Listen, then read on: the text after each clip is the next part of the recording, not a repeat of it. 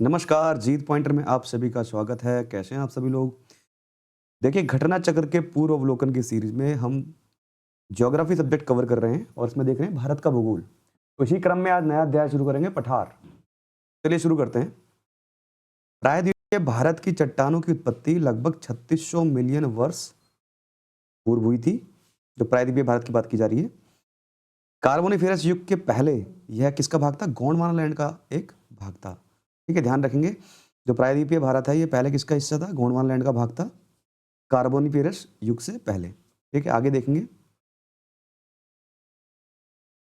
Carboniferous युग के दौरान दामोदर, सोन महानदी और गोदावरी बेसिन में कोयले का निर्माण हुआ है। ठीक है, जब कार्बोनिफेरस युग शुरू हुआ तो उसके दौरान जो है, जो नदियां थी, दामोदर, सोन महानदी, गोदावरी के जो बेसिन थे, उसमें किसका निर्माण हुआ है? कोयले का निर्माण हुआ है। ठीक है, आगे देखें। जबकि क्रिटेशियस युग के दौरान अत्यधिक ज्वालामुखी उद्गार से दक्कन ट्रैप, यानी डेक्कन ट्रैपू जो है, दक्कन ट्रैप है, उसका निर्माण हुआ है। ठीक है, तो दक्कन ट्रैप का निर्माण किस युग में हुआ है? क्रिटेशियस युग में हुआ है, ये ध्यान रखेंगे। और ज्वालामुखी उद्गार से हुआ है, ये हम सभी जानते हैं। आगे देखेंगे।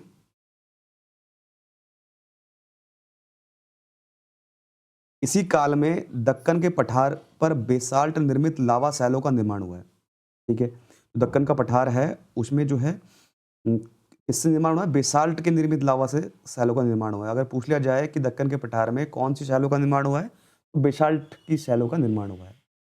दक्कन ट्रैप का निर्माण क्रिटेशियस काल के अंतिम चरण में प्रारंभ हुआ। ठीक है, तो दक्कन ट्रैप का निर्माण शुरू हुआ वो क्रिटेशियस जो युग था, उसके अंतिम चरण में हुआ है। ठीक है, प्रायद्वीपीय पठार में चौड़ी निचली घाटियां एवं गोलाकार पहाड़ियां हैं। ठीक है, इस पठार के दो मुख्य भाग हैं, ये हम पहले ही पढ़ चुके हैं। एक है मध्य उच्च भूमि, जो बीच का है। दूसरा है दक्कन का पठार। ठीक, जो प्रायद्वीपीय पठार है, उसको दो भागों में बांटा गया है। एक है मध्य उच्च भूमि और दूसरा है दक्कन का पठार। आगे देखते हैं। नर्मदा नदी के उत्तर में स्थित मालवा के पठार के अधिकतर भागों को मध्य उच्च भूमि नाम से जाना जाता है। जो नर्मदा नदी है, ठीक है, उसके उत्तर में क्या है? मालवा का पठार है, और मालवा के पठार के जो अधिकतर भाग हैं, उसको मध्य उच्च भूमि के नाम से जाना जाता है। ठीक, आगे देखेंगे। मध्य उच्च भूमि पश्चिम में चौड़ी है, परंतु पूर्व में कैसी है? संकीर्ण है। ठीक है, जो मध्य उच्च भूमि है, उसका भाग चौड़ा है पश्चिम में, और पूर्व में जो है संकीर्ण है। मध्य उच्च भूमि के पूर्वी विस्तार को स्थानीय रूप से क्या कहते हैं? बुंदेलखंड तथा बघेलखंड के नाम से जाना जाता है। जो मध्य उच्च भूमि है प्रायद्वीपीय पठार का, उसका जो पूर्वी विस्तार है, उसको हम किस नाम से जानते हैं? बुंदेलखंड या बघेलखंड। ठीक, आपने सुना भी होगा। आगे देखेंगे। दामोदर नदी द्वारा अपवाहित छोटा नागपुर पठार मध्य उच्च भूमि का भाग है। ठीक, तो छोटा नागपुर का पठार है, ठीक है, वो किससे बना है? दामोदर नदी के द्वारा जो बेसिस लेके आए गए हैं, उनसे बना है छोटा नागपुर का पठार। जो भी अवसाद लेके आए गए, उससे छोटा नागपुर पठार का निर्माण हुआ है, दामोदर नदी के जो अवसादों से। ठीक है, तो ये किसका भाग है? मध्य उच्च भूमि का भाग है, ये ध्यान रखेंगे। ठीक, छोटा नागपुर का पठार। छोटा नागपुर का पठार का विस्तार मुख्यतः कहाँ है? झारखंड के रांची, हजारीबाग, संथाल परगना, पलामू, धनबाद। देखिए, धनबाद, सिंहभूम जिलों तथा पश्चिमी बंगाल के पुरुलिया जिले में है। ठीक है, यहाँ तक छोटा नागपुर का पठार फैला हुआ है। आगे देखेंगे। इस पठार में विभिन्न ऊंचाइयों के पठारों का क्रम मिलता है। ठीक है, अलग अलग ऊंचाई के पठार हैं छोटा नागपुर के पठार में। मध्य पश्चिमी भाग पर क्या है? पाट भूमि स्थित है। जो मध्य पश्चिमी भाग है, उसमें पाट भूमि स्थित है, जिसकी अधिकतम ऊंचाई कितनी है? 1100 मीटर। जो पठार है, उसकी अधिकतम ऊंचाई कितनी है? 1100 मीटर है। इस पठार के प्रत्येक दिशा में सोपान है। सोपान मतलब होती है ढाल, जो सीढ़ी नुमा, जो सोपान बोलते हैं सीढ़ी को, तो सीढ़ी की तरह ढाल है। ठीक है, पठार में। छोटा नागपुर पठार में ढाल तीव्र स्कार्पों के रूप में पाए जाते हैं। कैसे ढाल हैं छोटा नागपुर के पठार में? तीव्र हैं। अतः इसको क्या बोला था? अग्र गंभीर बोला जाता है। ये ध्यान रखेंगे, बहुत महत्वपूर्ण बात है, क्योंकि छोटा नागपुर का पठार की जो ढालें हैं, वो तीव्र हैं, इसलिए इनको क्या बोला जाता है? अग्र गंभीर। मध्य उच्चभूमि क्षेत्र में बहने वाली नदियां चंबल, सिंध, बेतवा तथा केन दक्षिण पश्चिम से उत्तर पूर्व की तरफ बहती हैं। ठीक है, जो मध्य उच्च भूमि में जो नदियां बहती हैं, वो कौन कौन सी हैं? चंबल है, सिंध है, बेतवा है, केन है। और ये कैसे बहती हैं? दक्षिण से पश्चिम की ओर, ठीक है, ऐसे। दक्षिण से पश्चिम की ओर से, सॉरी, दक्षिण से पश्चिम से उत्तर पूर्व की ओर बहती हैं, इस तरीके से, ठीक है। आगे देखेंगे। इस प्रकार ये नदियाँ इस क्षेत्र के ढाल को दर्शाती हैं। ढाल को दर्शा रही हैं। मालवा का पठार लगभग 530 किलोमीटर लंबाई और 390 किलोमीटर चौड़ाई के साथ प्रायद्वीपीय के लगभग ये कितने 150 हजार यानी 150,000 वर्ग किलोमीटर क्षेत्र पर विस्तृत है। इतना इंपॉर्टेंट नहीं है, पूछा जाएगा, लेकिन फिर भी ध्यान रखेंगे। इसकी उत्तरी सीमा अरावली एवं दक्षिण सीमा विंध्य श्रेणी और पूर्वी सीमा बुंदेलखंड पठार से निर्धारित की गई है, ठीक है। तो जो मालवा का पठार है उसकी उत्तरी सीमा में क्या है? अरावली पर्वत है, ये हम पहले ही पढ़ चुके हैं। और दक्षिण में विंध्य श्रेणी है, ठीक है, बीच में मालवा का पठार है। और पूर्वी सीमा में बुंदेलखंड का पठार है। आगे देखेंगे।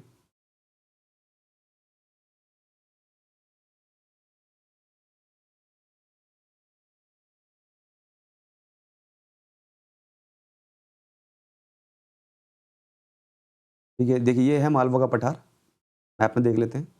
ये मालवा का पठार है, इधर ये छोटा नागपुर का पठार है, ठीक है। ये जो है ये प्रायद्वीपीय पठार जो है ये पूरा माना जाता है। ये महाराष्ट्र, ये ट्रायंगल के रूप में है, ठीक है। महाराष्ट्र का पठार, तेलंगाना का पठार, कर्नाटक का पठार, ये काठियावाड़ का पठार, ठीक है। तो इधर मालवा के पठार में इधर अरावली है और इधर क्या है? विंध्याचल है, ठीक है। और इधर बुंदेलखंड बोला जाता है। छोटा नागपुर के पठार का जो पूरी भाग है इसको बुंदेलखंड बोला जाता है। आगे देखेंगे। दक्कन का पठार त्रिभुजाकार भूभाग है। दक्कन का पठार कैसा है? त्रिभुजाकार है, देख चुके हैं हम। नर्मदा नदी के दक्षिण में स्थित है जो त्रिभुजाकार पठार है। ये क्या है? पूरा डेक्कन ट्रैपू है। ये दक्कन का पठार है जो दिख रहा है ट्रायंगल के रूप में आपको। ये पूरा क्या है? दक्कन का पठार है, ठीक। जी। और नर्मदा नदी के दक्षिण में हम पहले भी देख चुके हैं। इसके उत्तर में चौड़े आधार और सतपुड़ा की श्रृंखलाएं हैं, ठीक है। उत्तर में क्या है? सतपुड़ा की श्रृंखलाएं हैं, जबकि महादेव, कैमूर और मैकाल श्रृंखला क्या है? पूर्वी विस्तार है किसका? सतपुड़ा का। सतपुड़ा का पूर्वी विस्तार है, ये हम पहले भी देख चुके हैं प्रीवियस वीडियो में। दक्कन ट्रैप में काली मृदा पाई जाती है, ध्यान रखेंगे। क्यों? क्योंकि ज्वालामुखी वाली मृदा है, ज्वालामुखी से निर्माण हुआ डेक्कन ट्रैपू का। तो कैसी मिट्टी पाई जाएगी? ब्लैक सॉइल पाई जाती है, काली मृदा, जिसका निर्माण बेसाल्ट लावा के अपक्षय अपरदन के फलस्वरूप हुआ है। अरावली की पहाड़ियां प्रायद्वीपीय पठार के उत्तरी पश्चिम किनारे पर है, ठीक है। ये बहुत अधिक खंडित है और अप्रदित है। क्यों? अरावली की पहाड़ियां, ठीक है। प्रायद्वीपीय पठार का एक भाग उत्तर पूर्व में पाया जाता है। जो प्रायद्वीपीय पठार है उसका एक भाग उत्तर पूर्व में पाया जाता है। इसको हम देख चुके हैं, मेघालय का पठार बोला गया है इसको, ठीक है। मैं आपको दिखा देता हूँ। ये जो है ये मेघालय का पठार, ये टूट के अलग हो गया। यहाँ पे जो है इसकी मालदा गैप बीच में आ गया है, तो बोलते हैं मालदा गैप। तो ये जो है प्रायद्वीपीय पठार का ही भाग है, मेघालय का जो पठार है ये, ठीक है। आगे देखेंगे। मेघालय का पठार कार्बी पठार और उत्तर कचार पहाड़ी के नाम से इसको जाना जाता है। यह भ्रंशन के कारण हुआ है, ठीक है। प्रायद्वीपीय भाग मालदा गैप द्वारा पृथक हो गया है। मालदा गैप पश्चिम बंगाल, मेघालय व कार्बी एंगलोंग पठार को छोटा नागपुर पठार से अलग करता है, ठीक है। मेघालय पठार में 3 महत्वपूर्ण पहाड़ियां हैं, गारो, खासी और जयंतियां, ये ध्यान रखेंगे, ठीक है। आगे देखेंगे। भुवन पहाड़ियां, मिजो हिल्स का भाग है। जो भुवन पहाड़ियां हैं वो किसका है? मिजो हिल्स का भाग है। जो मिजोरम की हिल्स हैं, ये भुवन पहाड़ियां कहाँ पाई जाती हैं? मिजोरम हिल्स में पाई जाती हैं। दंडकारण्य का क्षेत्र जो है मुख्यतः कहाँ फैला हुआ? उड़ीसा, छत्तीसगढ़ और आंध्र प्रदेश, तेलंगाना एवं महाराष्ट्र में विस्तृत है। ठीक है, ये भी दिखा देते हैं आपको मैप में। दंडकारण्य का क्षेत्र का पठार जो है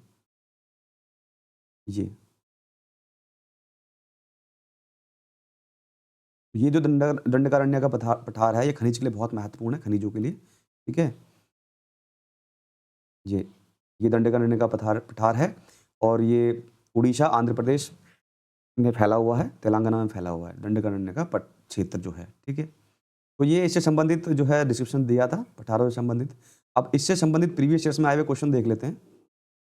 पहला प्रश्न है, भारत के दक्कन के पठार पर बेसाल्ट निर्मित लावा सैलों का निर्माण हुआ है। ये बोला जा रहा है कि जो दक्कन का पठार है उसका निर्माण किससे हुआ? बेसाल्ट निर्मित लावा सैलों से हुआ है। यहाँ पे ये पूछा जा रहा है कि किस युग में हुआ है, तो हम पहले ही पढ़ चुके हैं, क्रिटिशियस युग में। ए, क्रिटेशियस काल में जो है दक्कन ट्रैपो का निर्माण हुआ है उसके अंतिम चरण में। तो ध्यान रखेंगे दक्कन के पठार का निर्माण किस युग में हुआ है? क्रिटेशियस युग में।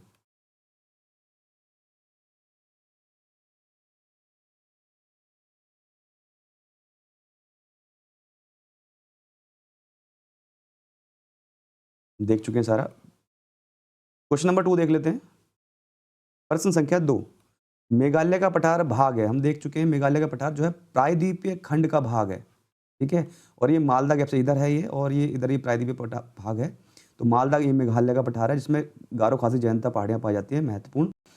ये पहले प्रायद्वीपीय भाग का पठार था, लेकिन जो है भ्रंशन के कारण जो ये अलग हो चुका है इससे, और यहाँ पे एक गैप आ चुका है, इसको बोलते हैं मालदा गैप, ठीक है। बी राइट आंसर होगा, प्रायद्वीपीय खंड का भाग है मेघालय का पठार। प्रश्न संख्या 3, भारत के अतिरिक्त प्रायद्वीपीय पर्वत निर्मित हुए हैं। भारत के अतिरिक्त कहाँ-कहाँ जो है निर्मित हुए हैं, मतलब कहाँ हुए हैं प्रायद्वीपीय पर, किस काल में हुए हैं? तो सीनोजोइक महाकल्प में हुए हैं, ये ध्यान रखेंगे। ये टाइम पीरियड जो प्रायद्वीपीय पर्वत का निर्मित हुए हैं, वो किस काल में हुए हैं? सीनोजोइक महाकल्प में हुए हैं, ठीक है। तो हिमालय तथा भारत के अतिरिक्त प्रायद्वीपीय पर्वत सिंधु और गंगा के मैदान के उत्तर का भाग निर्माण किस काल में हुआ है? सीनोजोइक महाकाल में हुआ है, ठीक है। आगे देखेंगे प्रश्न संख्या 4। यहाँ पे कह रहे हैं कि छोटा नागपुर का पठार सर्वाधिक घना बसा जिला धनबाद क्यों है? देखिए धनबाद के बारे में हम देख चुके हैं, धनबाद पड़ता है छोटा नागपुर के पठार में, और ये इसलिए प्रसिद्ध है यहाँ पे क्योंकि खनिज बहुत है यहाँ पे, ठीक है। ठीक है, क्योंकि यहाँ पे जो है खनन उद्योग बहुत है, इसलिए धनबाद फेमस है। हमने मूवी भी देखी हुई एक, ठीक है। तो इसमें देख लेते हैं, उपजाऊ मिट्टी तथा दामोदर से निकली गई नहरों द्वारा सिंचाई की सुविधा, ये गलत हो जाएगा। कोयला, लोहा, अभ्रक, तांबा इत्यादि का पाया जाना, ये भी गलत है। खनन उद्योग का विकास और औद्योगिकरण बहुत हुआ है यहाँ पे, सी राइट आंसर होगा, इसलिए धनबाद फेमस है, ठीक है। आगे देखेंगे, देखिए धनबाद जो है कोयला खनन और औद्योगिक संस्थापन के लिए जाना जाता है। धनबाद में लाल मिट्टी व्यापक क्षेत्र में पाई जाती है, जो कृषि के लिए भी उपयोगी है। कोयला, लोहा, अभ्रक, तांबा इत्यादि का पाया जाना जनसंख्या के संकेंद्रण के कारण नहीं हो सकता है, ठीक है। बस यहाँ पे क्या है, औद्योगिकरण बहुत हुआ है, खनन और औद्योगिकरण बहुत हुआ है, इसलिए यहाँ पे जनसंख्या बहुत ज्यादा पाई जाती है। प्रश्न संख्या 5, छोटा नागपुर का पठार कैसा है? एक अग्र गंभीर है, हम पहले पढ़ चुके हैं, ए राइट आंसर होगा इसका। कैसा है? एक अग्र गंभीर है, इसमें जो है ढाल बहुत है आगे को, ठीक है। जो है स्कार्प जो है इसके बिल्कुल तेज हैं, स्कार्प ढाल हैं, ढाल बहुत तीव्र है, इसलिए इसको क्या बोला जाता है? छोटा नागपुर के पठार को अग्र गंभीर बोला जाता है। तो महत्वपूर्ण क्वेश्चन है। नेक्स्ट देखते हैं, प्रश्न संख्या 6। यहाँ पे कह रहे हैं, नीचे दिए गए चित्र पर विचार कीजिए, ए बी सी और डी का स्थान बताना है कि क्या क्या है यहाँ पे, ठीक है। देखिए, ठीक है, ये जो है रिफ्ट घाटी है, ए तो क्या है? रिफ्ट घाटी है। रिफ्ट घाटी समझते हैं, जो नर्मदा और ताप्ती निर्माण करती है उनको रिफ्ट घाटी कहते हैं, ठीक है। नर्मदा और ताप्ती क्या करती हैं? रिफ्ट घाटी बनाती हैं, ठीक है। तो ये क्या है? नर्मदा और ताप्ती का रिफ्ट घाटी है, ए होगा। बी ये है छोटा नागपुर का पठार है, ठीक है। छत्तीसगढ़ में देखा जाएगा, ये छोटा नागपुर का पठार हो जाएगा आपका, और ये आपका छत्तीसगढ़ हो गया, सी सॉरी बी छत्तीसगढ़ आ गया, यहाँ पे छत्तीसगढ़ है। सी छोटा नागपुर का पठार है, और डी आप देखेंगे वृष्टि छाया क्षेत्र है जहाँ पे वर्षा नहीं होती है, ठीक है। डी वृष्टि छाया क्षेत्र हो जाएगा। ए तो रिफ्ट घाटी हो गई, ठीक, ये रिफ्ट घाटी नर्मदा ताप्ती की रिफ्ट घाटी है। बी छत्तीसगढ़ का क्षेत्र है, और सी कैसा है? ये छोटा नागपुर का पठार है। और डी ये जो पार्ट है, ये इसको बोलते हैं वृष्टि छाया क्षेत्र। वृष्टि छाया क्षेत्र वो होते हैं जहाँ पे वर्षा नहीं होती है, क्योंकि यहाँ पे क्या है कि पहाड़ है। ये जो एरिया है, पश्चिमी घाट जो है, यहाँ पे पहाड़ है। पहाड़ में क्या होता है, इधर की तरफ इस क्षेत्र में बारिश नहीं होती, ठीक। यहाँ से टकरा के इधर ही बारिश हो जाती है, इस क्षेत्र में बारिश नहीं होती, इसको वृष्टि छाया क्षेत्र बोलते हैं, ठीक है। तो देख लेंगे ए बी सी डी किस में है। सी इसमें दिखा रहा है रिफ्ट घाटी छत्तीसगढ़, ये गलत हो जाएगा। ये रिफ्ट घाटी क्षेत्र बोल रहे हैं छत्तीसगढ़, ठीक है। वर्षा छाया क्षेत्र, सी ये गलत हो गया। छत्तीसगढ़ मैदान, बी वैसे ही गलत हो जाएगा। सी देख लेते हैं, ए रिफ्ट घाटी क्षेत्र नर्मदा ताप्ती का, ठीक है। छत्तीसगढ़ का मैदान आता है, फिर उसके बाद छोटा नागपुर का पठार और वर्षा छाया क्षेत्र यानी वृष्टि छाया क्षेत्र कौन सा होगा? डी। तो सी राइट आंसर होगा इसमें।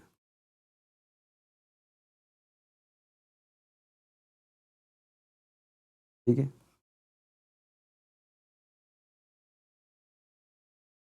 ए होगा नर्मदा ताप्ती रिफ्ट घाटी क्षेत्र है, बी छत्तीसगढ़, सी छोटा नागपुर का पठार है और डी पश्चिमी घाट के पूर्व में वृष्टि छाया क्षेत्र है। ठीक है, ये ध्यान रखेंगे, बहुत महत्वपूर्ण है पॉइंट ये। आगे देखेंगे वृष्टि छाया क्षेत्र या वर्षा छाया क्षेत्र बोलते हैं इसको।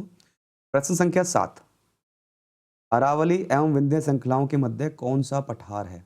हम देख चुके हैं कि अरावली और विंध्य के मध्य यहाँ पे मालवा का पठार है। ठीक है, मालवा का पठार, तो यहाँ पे ए ही राइट आंसर होगा, मालवा का पठार। हम ये मैप में भी देख चुके हैं, ए राइट आंसर होगा।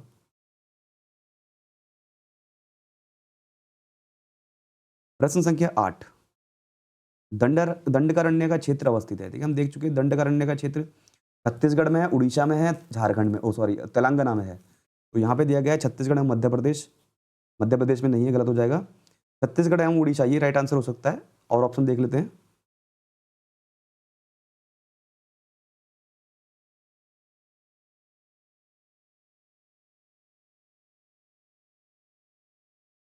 देखिए झारखंड और उड़ीसा बोला, ये गलत हो जाएगा, झारखंड में नहीं है।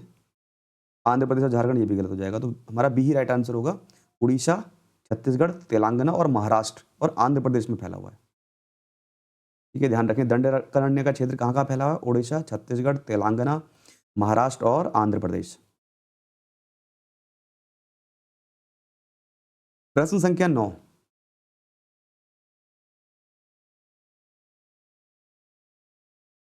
दंडकारण्य का क्षेत्र किस राज्य में है?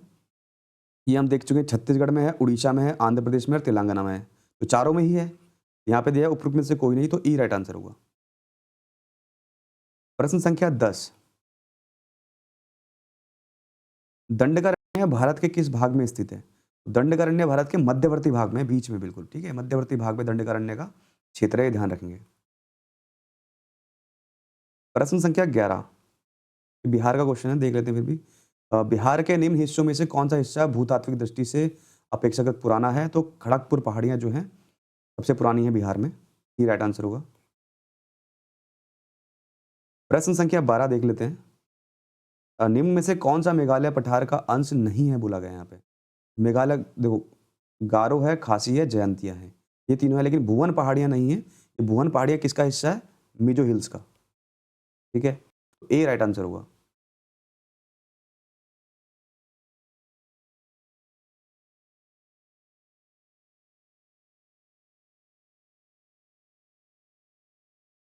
तो ये इससे संबंधित क्वेश्चन समाप्त हो चुके हैं, 18 से संबंधित।